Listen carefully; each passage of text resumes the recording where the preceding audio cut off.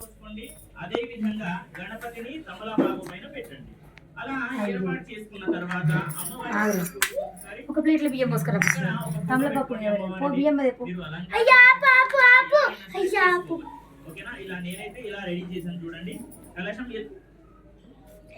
గవ్వలే మనిషిండు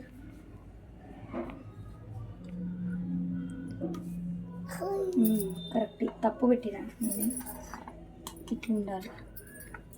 అర్థమైందా? దేవుని కదిలినా కన్నే అయిందా? పెట్టాలా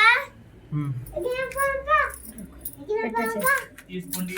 అమ్మవారికి మంగళకరమైన వస్తువులు కూడా పెట్టడం జరిగింది. ఇక్కడ చిల్లర కాయిన్స్ ఏర్పాటు చేసుకోండి. దీపము ఇలా సెట్ చేసుకోండి. ఇలా 2 దీపాలు. ఇప్పుడు అందరూ కూడా ముందుగా నైవేద్యం కూడా ఏర్పాటు చేసుకోవాలి. నైవేద్యం ఏంటి అని అంటే పులిహోర. మీ శక్తిని బట్టి ఏదైనా సరే అమ్మవారికి రెడీ చేసుకోండి. ఇప్పుడు పూజలు స్టార్ట్ చేద్దాం.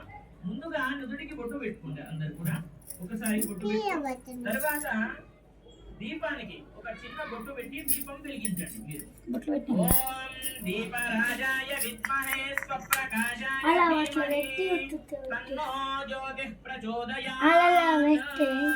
దీపానికి నమస్కారం చేసుకోండి అమ్మా. నమస్కారం చేసుకోవాలి. చదువు మంచిగా